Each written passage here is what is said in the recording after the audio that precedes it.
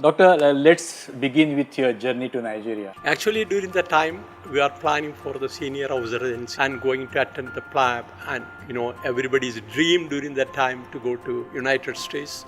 But the next day, I had an opportunity. I had a feeling, rather I had a thought. Okay, let us go to Nigeria. When you are talking about Tunisia, I'm really emotional because it's an Igbo land. We came down to Enugu, all started with excitement. So, no.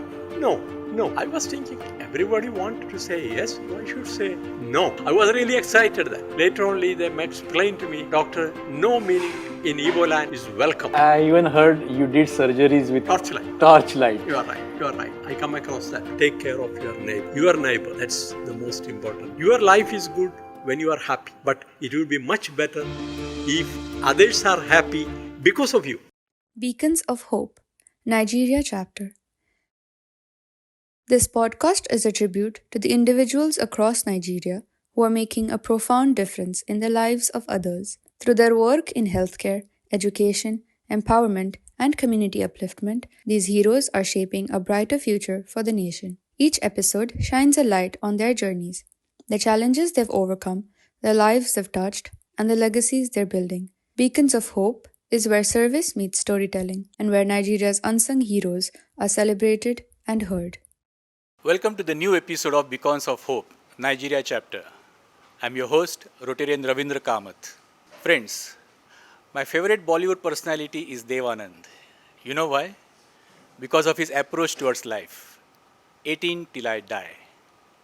We all just wish, but he did live like that. And our today's guest is just like that. I won't tell you his age because it really doesn't matter. And of course, it doesn't match with his energy and activeness. Touch it. Watch this video till end and I will assure you, mesmerization is the least reaction you all will have after listening to this man's great work. And of course, don't forget to like, share and subscribe. Ladies and gentlemen, join me in welcoming our guest today, Chief Dr. Vincent. Welcome to the show, Doctor. Thank you. Doctor, let's begin with your journey to Nigeria. Yeah. You got your doctor's degree in 1972 when you were 27, got married in 1973 and came to Nigeria in 1974. Just brief about how it takes from Kerala to Nigeria. After my graduation, I was working in a Holy Rosary Hospital in India, in Kerala. It's a place called Koilo. While I'm working with the close association with some friends, I met a doctor. Fortunately, he was working in Nigeria. He was the first Indian doctor who started work along the Catholic mission. So he asked me, are you interested to come? As everybody asked that question. Nigeria. Actually, during the time we are planning for the senior residency and going to attend the PLAB, and everybody's dream during that time to go to United States. Correct. Or UK. That is quite natural. That was I'm talking in 74. So it was much easier also. Next day, I had a feeling, rather I had a thought, okay, let us go to Nigeria. I thought my intention this way, okay, after working just a few years, I can continue the process. I can go to any other countries, Western countries. Correct. That was the plan. That's how I landed here. Okay, so you landed in Nigeria, but then normally people come to Lagos and Kano or Abuja. Your first work area was Onitsha, and I have gone through your articles. It was quite exciting. I mean, I would like to hear from you, your experience in Onitsha. Before I proceed further, when you are talking about Onitsha, I'm really emotional because it's an Igbo land where I landed. I started my life, rather our life, in that place. We came down to Enugu, that is the airport, local airport from Lagos airport. And Enugu, the hospital representatives, matron and other people, sisters, it was a Reverend Sisters Hospital. They came down, all started with excitement. So, no, no, no.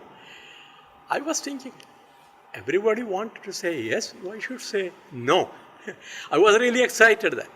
Later only they explained to me, Doctor, no meaning in Igbo land is welcome. You are welcoming. Okay. That's what.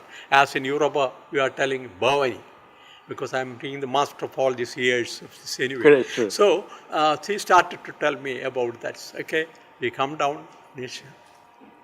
The life in Indonesia, I cannot forget my life. It is the challenges of family life as well as the medical side. These things I am explaining to you, Mr. Kamath, not because I am complaining of the situation what I face in Nigeria, but I rather wanted to focus, explain to you what are that particular time, how we come across all those. So when we landed in Nigeria, we saw given the house quarters within the campus itself. They gave us the light, the power. They are running only on generator. Generator disappear by 11 p.m. 11 p.m. to 5 a.m. no power. They provided us kerosene lamps. They called at that time called bush lamps with kerosene. So you can switch on that kerosene lamps. You can keep under the time. They provided one fridge also. So madam, with curiosity asked sister, I am not seeing the plug to fix this. No, this doesn't require plug. Why? This is running kerosene. We were just shocked. Fridge running in a kerosene. That was also an experience. Water, there is no running water. There is no taps are running. But keeping the water. No roads. Indonesia is actually, I worked in Adasi, the name of the hospital, St. Joseph's Hospital, Adasi. It is about 25 kilometers away from Indonesia. Okay. Yes, the Indonesia to go and coming back most of the time because the roads are not tarred and also mud roads, several occasions during the heavy monsoon time. This you cannot cross when you meet whatever the things want to buy in Indonesia, coming back. Few occasions we stayed up to even overnight in the car because I can understand. There is no other way. There is no other way because the cars in the front and the back. Food, the local foods, there is no Indian stuffs are available, no spices and all. Of course, rice and beans, yam. We are very familiar with the local foods, jollof rice, pounded yam, goosey soup, okra soup, mai. All these are very familiar. So we are used to it. We have no complaint. We are very comfortable with that.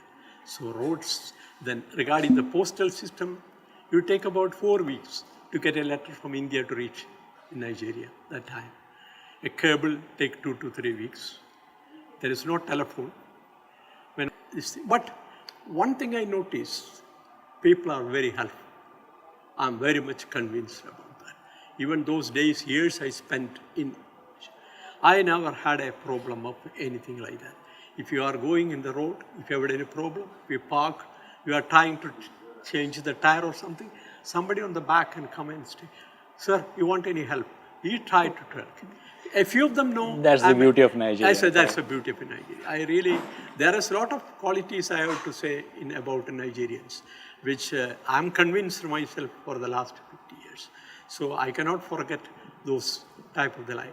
I'm really not sad about it, but it is all a story in my life which I cannot forget. That's the first part of the family life. Family problems. Correct.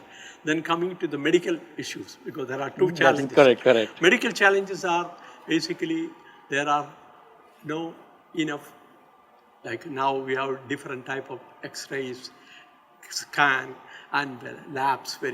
We have a small laboratory which you can conduct minimal lab test. That's all of it. So we have that type of challenge. Theater also, we have challenges because there is no every hospital has a well equipped the system for the all type of really the conventional the general anesthesia. So most of surgeries we manage with local anesthesia and some sedations. So I even heard you did surgeries with a torchlight. torchlight. You are right. You are right. I come across that once. One, not only once, few occasions. For them, it looks very simple. The say, because they are used to it. They are used to people it, as correct. staffs. One day, the NAPA generator gone. So I was under. There are two generators. The second generator was on. Unfortunately, the staffs told me, Doctor, the other generator is not working. This is out of order. So how are you going to manage it? We are already. It was a cesarean operation. The blood is. Don't be panicked, doctor. Just a minute.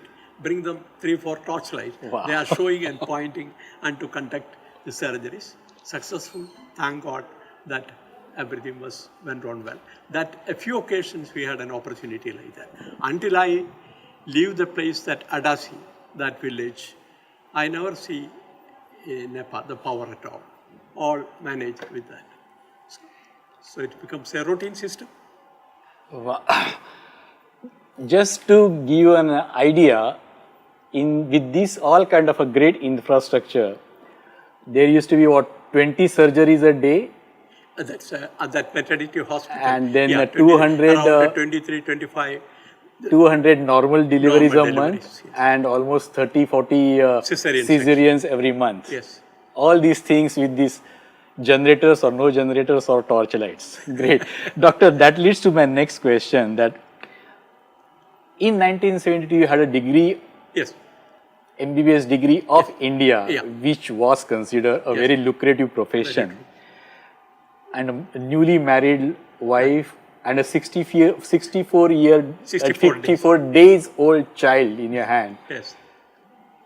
A big why? Initially, it wasn't very enthusiastic because I am more concerned about the medical field. I am getting more and more opportunity. Because concerned about each day a new experience. So I am more immersed to that. Then it is all. If you ask me, to be very true, I thought it is your destiny. That your karma, everybody has a destiny, whether there is in the working place or in the birthplace. But my destiny, karma, may be projected, my life, maybe God decided to work here. And in association with that, there are 2-3 incidents which happened, which I felt this really is in Nigeria, is your place. We have when I'm working, I'm a medical officer covering for a company. The company is in Akbara. So I have to go every Monday, Wednesday, Friday to visit for seeing the patients, expatriate center. One day, when I am going on the road in Isola Expressway, the driver was thinking I'm sitting in the back, I have some tools. You see, he thought there is a tanker was there. He thought the tanker is settled there, it's stationed there. Okay. So this man was coming almost 100 very close by only, he knew that is already stationed, is not moving. So it suddenly changed the pattern, the direction. in this way. This side was the culvertor. It went and hit on the culvertor and the car upside down, 4-wheelers up. People around that area running up and down, they came down, they started to push. By the time, for their mind at that particular time to take him out, that some of them, they turned the car again upside down. Correct. To make the car in the proper position. So why the turning itself, I thought it's gone. Anyway, when the car is in the normal position, they slowly started to, so many people, a lot of Nigerian ladies and men, tried to open the door and push me down. I said, please, being a little medical person, I started to know what way, how to. So I wanted to observe, to see what is the situation. Slowly I said, don't worry, just let me see myself, because neck injury is very dangerous, I know. So I just told them that. I slowly stepped down and come out. My leg is paining. Let me come out. When I come out, that lady was just seeing the car. My stethoscope and the BP apparatus, that's Igbo manometer, BP, was in the car. So this lady, oh, you are a doctor, sir. Sir, you are a doctor. Yes, I'm a doctor. Immediately, you don't believe. Those two ladies to kneel down and tell God, you really helped him. Great. Sir, you are not going anywhere. It is not your time. You have to do a lot to do for us. Very emotional words. Obviously. Really, I decided not to move any place. There I continued my life. There is a full stop. Yes, because it was a very emotional, touching scene, which I don't know those people. I don't know them. Wow. But it was very, very emotional to me for that particular moment. Obviously, I mean that sealed your fate. That Yes. you are not going anywhere. That's right. And after that, rest is the history. He's here for last 51 years. Yes, that's right. Doctor, you are the person who initiated one kidney transplant in Yes. Nigeria. Yes. Can you just brief? Yes, that's also. Because we as a layman, we all know that it's one of the toughest and the most complicated surgery. It is true. It's true. And doing that in Nigeria, when we say Nigeria medically, Yes. whatever the status. In 2006, is the first kidney transplant happened in Nigeria, in private hospital. Okay. 2006. Sorry? 2009. 2009. I'm Okay. right. 2009 is it. So 2016, there is one gentleman, Ola Timpo, something that is a 37-year-old man. He just came to my cabin, to the hospital. He was managing the things very well, but the last 1 year, he was, because of the kidney failure, they are doing the dialysis going on and going on. He sold his car, he lost his property. I mean, this process, during that time, dialysis is a very, very expensive For process. sure, for sure. Then going on, almost his very situation was. That's the reason he reached Archbishop. Somewhere or other, my mind, I thought let us take a challenge and see what the best we can do. So under the umbrella of KCA, it's an organization, a charitable organization, I am the chairman also. So we presented the matter also. And they also cooperated with me. Okay, doctor, let us take, because it may be the first event what is taking place. Then I met the consultant, the doctor. I personally told him, doctor, this patient, as you said, I was aware that you need a kidney transplant. Yes, doctor, there is no other way. There is no point of continuing. So he said, I asked him to cost how much? 9 million. It is in 2016. It was a big amount. I said, okay, we will try the level best. Doctor, can you help us? Because this is a collective effort of an Indian group. Yes, doctor, being you are a professional, with all that I respect, no problem. I will reduce 1 million. So around 730 to 8 million. Agree? So quickly, that gives us more motivation. Definitely. I started to meet friends, our friends, individual, collected the money. We did the surgery in Nigeria, in Lagos, in that hospital, everything, by grace of God, it went on very well. Patient came out because some of our staffs are quite aware that they have met them here. He came. During the time, we supported him, his family, because he was in the hospital. Correct. He has children there, so we are just helping them until follow-up. Also, we were just giving all the helps. And thank God, after a couple of years, we don't know, after that time, he was coming on and off. Because the printing job, he started to work. So we give our printing jobs. Also, I introduced some of the companies. So I thought, at least I felt very happy. Definitely. You mentioned KCA, correct? The organization KCA. that was Kerala Catholic Association. Kerala Catholic Association. But then, doctor, that means we have all those capabilities and expertise to do this kind of complicated surgeries, correct? Yes. Only thing is, it is more expensive. Otherwise, exactly. We have that capability. One more. They started because this has happened in 2016. After that, multiple surgery has done. Another one is, I understand you have adopted one village. Yes. We adopted a village, myself, exactly, rather I am the leader and the chairman in that group, called WMC, World Malayali Council. Okay. It's an international organization. We have a branch, we have a province here. So I guided. So we took a village called Akurai, that is in Ogun State. Okay. We went and visited the place. It is very remote area where he needed the assistance. So you can understand, one village adoption is a lot of things are involved. For sure.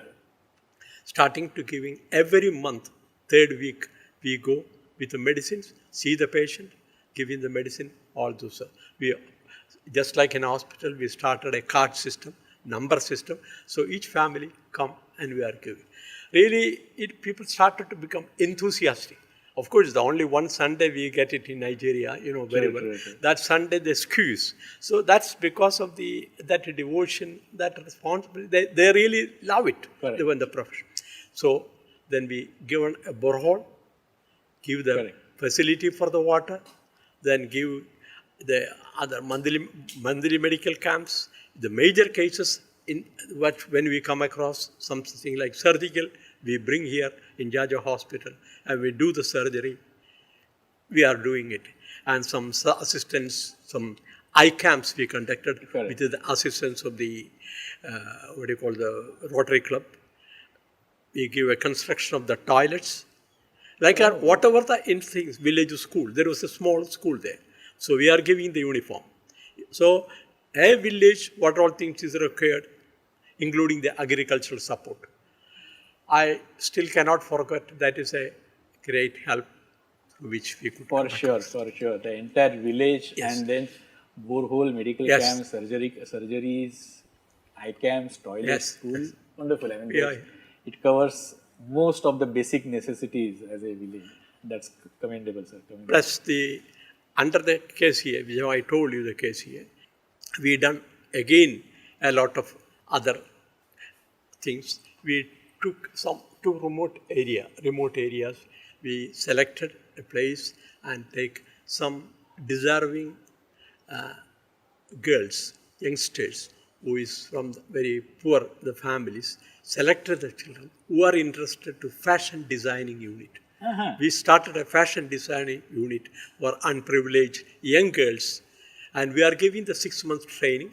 We give the teacher we are giving the money for the teacher, we are giving the clothes, all the sewing material. Among them, after the 6 months, another batch like that we are continuing, and the process is still continuing. And also under the case here, we have taken a child, we commonly call it is a hole in the heart. It is a subtle defect, medically congenital problem. Again, somebody referred to us, we analyzed it through the help, the case here. We had the money, sent to India. Successfully, the child came back and they come to the community say the testimony, they're thankful. Another important case was hydrocephalus. You heard about a big head child development called hydrocephalus. Again, we sent to India, we did the surgery and came back. Another cerebral palsy case here, but that cannot repair. It is very difficult. Rather, we helped the family because of the child, the parents cannot go out. So give a shop, give all the required things so he can maintain the child from the home itself. So all this, and very important thing that is also coming there daily, also in the national paper also, we conducted 75 cataract surgery here for this unprivileged people. We usually do a medical camp. Every year we are medical camp. Again, Ikorodu side. You might have heard there is a place called Mother Teresa's unit. There is a very interior area where we go there. Every year we carry the medicine. But I carry a lot of other Indian doctors and about 8, 9, 10, 12 doctors we attended. All areas we go to the lab, with the eye and everything. So we selected the 75 patients from there. We conducted the surgery in Ikeja. In Ikeja? Ikeja. It's a Catham hospital where we conducted under our support. Chief, after listening to all these for last 51 years, do you think you have done good, or you think no, you could have done better, or you still have to do few things more? It's a good question. Actually, I am not supposed to give that answer. Actually, the people has to answer in the way that whether are they satisfied by my work, are they appreciated my work, are they, though they are the people to tell. But if you ask me, has God given the support? If the, as of course I crossed 80, so if the time permit, because the time is under his hand, if time permit, I would like to continue the work. That's much in my mind. Okay, so let me ask you this question in a different way. If you are given 1 year free, next 1 year you do of anything of your choice, you will still continue doing what you are doing, or you will do something different? Different idea is this, but different areas I would like, so that it will be benefited more people. Because when we are focusing on one side, Wonderful. that's all. Basically the philanthropist, Chief Yes. Dr. Vincent will continue. If God permits. Definitely, wonderful. Wow. So in all these things, what is your that proudest moment, whether it's a kidney transplant or a surgery or all these cases you mentioned just about? Yes, there are so many cases which I cannot forget in my life, which as a doctor, of course, there are so many ways. Each doctor has some of the memorable things which they cannot forget. But here the most important thing is because of the limited facility we are doing. That's the beauty of that, how you achieve it. The surgery, I did it a ruptured fallopian tube, because it is a life and death. It was happened again in that particular hospital at St. Joseph's Hospital, Adasi. If your time permits me, I'll tell the story within a few words. Please. The patient is coming around 9:30, 10 o'clock in the night. A lady and the husband is coming. Of course, there is a village. They come with a lower abdominal pain. The lady called me. The nurses come and explain, doctor, there is an emergency. I examine. With my experience, what I got it, I quickly able to identify, because there is no X-ray, no scan. I identified this is a ruptured fallopian tube.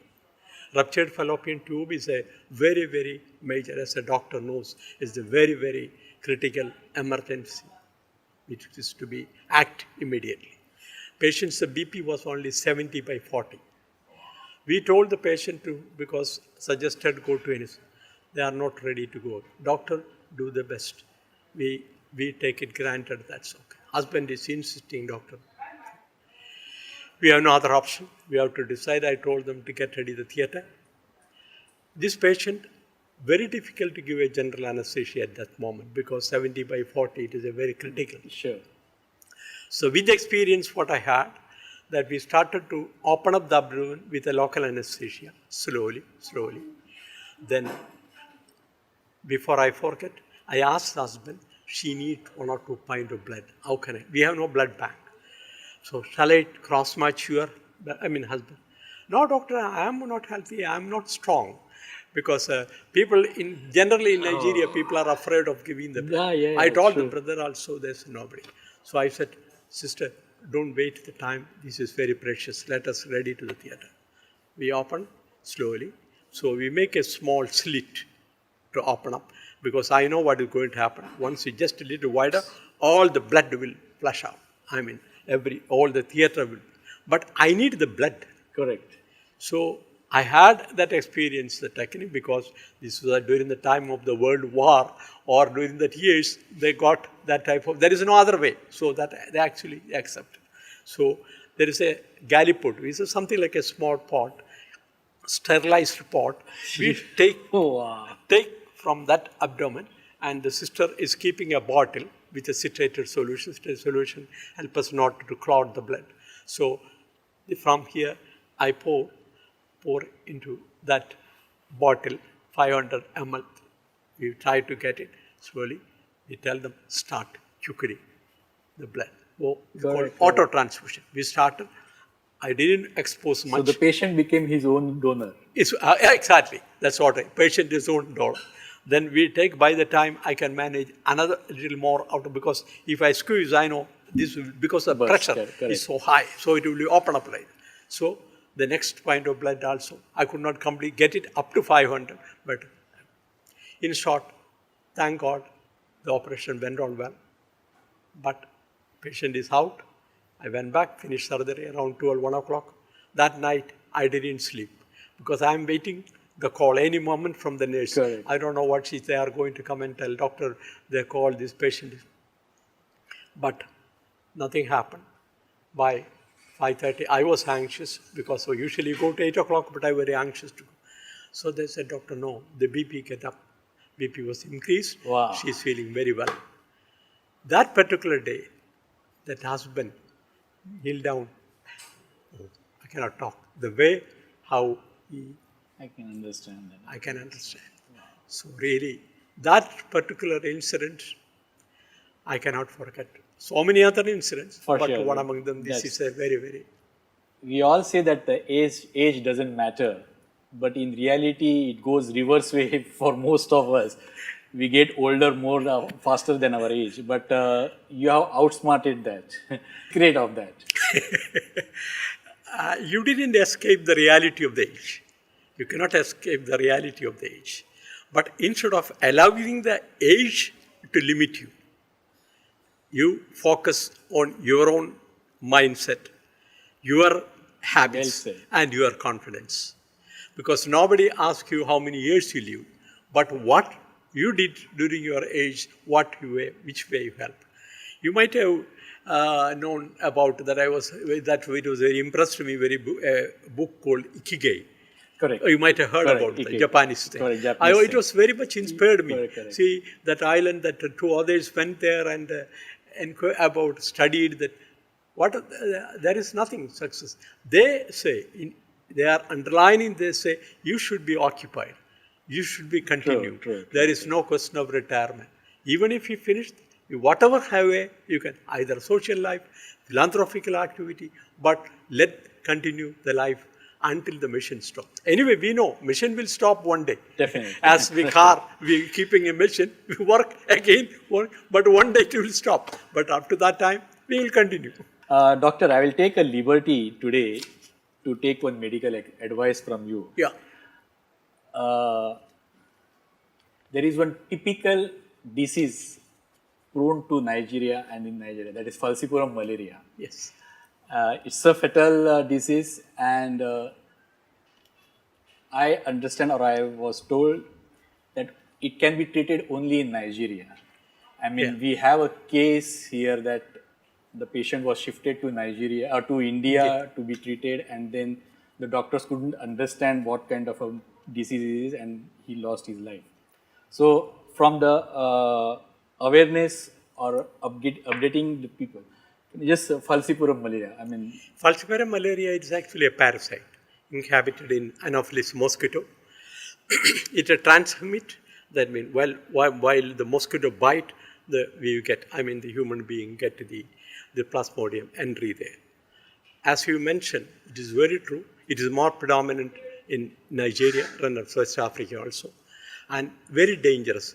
Plasmodium, there are different type of Plasmodium vivax, febrile, and all. But this particular one is more dangerous and life-threatening. It is lot of cases, unless it is identified in time, started the treatment in time, you can expect multi-organ failure affecting the kidney, liver, and all those things. So, most important thing is that when we are having the symptoms of the malaria, don't try to treat ourselves. Try to meet the doctor, get a proper, generally people, because malaria is a common. So generally, they will take it and take this and that. Okay. Because years before, during the time when chloroquine is only the drug of choice, and there is a called Fancida, that's the only drug, most of the cases are getting through. Now, cases getting more resistant. That's why the resistant malaria comes up. So we start through the doctor's advice, get it. And you are right, absolutely. The treatment of the malaria is better in Nigeria because medicines are more available here, people can identify it more here, because if you check a slide in the blood film, if you see about 100 patients, 80 to 90 patients of malaria is positive. If you check the same in India, if you take a blood, hardly you can get one. exactly. So that they are not conversant with that what is Malaria. malaria. That is the problem. We could have gone and gone and gone because of your 50. It's not 1 or 2 or 10 years, it is 51 years. But time is a constraint. What is your advice to the Indians staying in Nigeria? Yes. In general, who are coming to Nigeria, I should say, they are coming with nothing. In the sense, very minimal required things you are coming. This land giving you the opportunity for your bread and butter. True. And this country giving us your all what you are enjoying. Comfort, Water, light, air, all those things. So you just imagine what you are getting, what you are giving. So it is our moral responsibility, and it is a commitment that we have to do. Look your left and right, the people. Even the 10 commandments Moses gave to their son, though somebody asked a question that among the 10 commandments, which one is the more important? Of course, he said, after the worship of the God, other than that, you take care of your neighbor. Your neighbor, that's the most important thing. That means the person who is get along with you. Your life is good when you are happy. Not about our, but it will be much better if others are happy because of you. Very nice. That's true. It is the living for the others is the nature. It is the rule of the nature. It is true. Even the Bible also selling the same thing. Joy of giving is much than receiving. You get more joy when you are giving. You get rather than you receive something. Never stop sharing or caring, helping others wherever that is, individually or collectively. So it should be from your bottom of heart. So each and everybody, not only Indians, I'm talking about anybody, in the whatever the small manner, whatever may be, you can help in different way, not the money alone. So you can give you can suppose I'm contact with some, I can give please, if possibility there. Sharing, giving, today only I read one sentence that the greatest achievement is not in what you are achieving, is in what you are giving. Yes, it's very true. Thanks for that advice. Doctor, that ends to our question answer session. We always close our podcast with one last thing, rapid fire questions. So I wanted to say one thing more, which I mentioned in the beginning, that is regarding Nigerian, which I feel, my experience, I feel a lot of things I appreciate and I like to learn from Nigeria. Things what I noticed, they are not jealous. For sure. Because if I'm from my village, there is somebody who is rich, they really admire him. And they're very happy to introduce, oh sir, do you know this gentleman is my brother, they call. Of course, your brother? No, it is from town small. They're really never jealous of that. Number two, they are not enemy. I mean, they have a fight, physical fight, talk left and right, but next morning they greet. They don't carry forward. They carry forward. They just to carry on those things and take the life more easy. Therefore, like us, we take everything in. I always say, doctor, there are a lot of things we as an Indians have to learn from Nigeria. Can learn from Nigeria. Yes, for sure. Well said. So these things are all. I always keep it in mind. So, sir, the rapid fire questions. Book or music? I like book. Book. Laughter or silence for relaxation? Laughter maybe. If there is chance, laughter may be more ideal. Spicy food or sweet? Spicy. Walking or yoga as an exercise? Walking. Quiet evening or a family-filled noisy evening? Family. Tea, coffee or a quick power nap? What is your recharging mode? Generally, I like 1 cup of tea. That's okay. Which is harder, or rather, what is harder, treating a patient or telling them about their critical illness? You know, sometimes it gets emotional. Yes. Both are a problem. Thank you very much, doctor. I mean, as I said, we could have gone for another hour or so, but Yes. then, It's very true. but Very still, I mean, as I expected, it was so much of learning, so much of experience, and so much of things about Nigeria and how to face your adversities and come out like an eagle. It was wonderful session. It was pleasure to have you, and thank you very much, sir. Thank you. Thank you very much also. God bless you. Ladies and gentlemen, just one small request now. Thanks for watching this video till end. Share, like and subscribe this video. It will motivate us to do more such podcasts in future. Also in your comments, mention the personalities you would like to see in our future podcast. Thank you very much.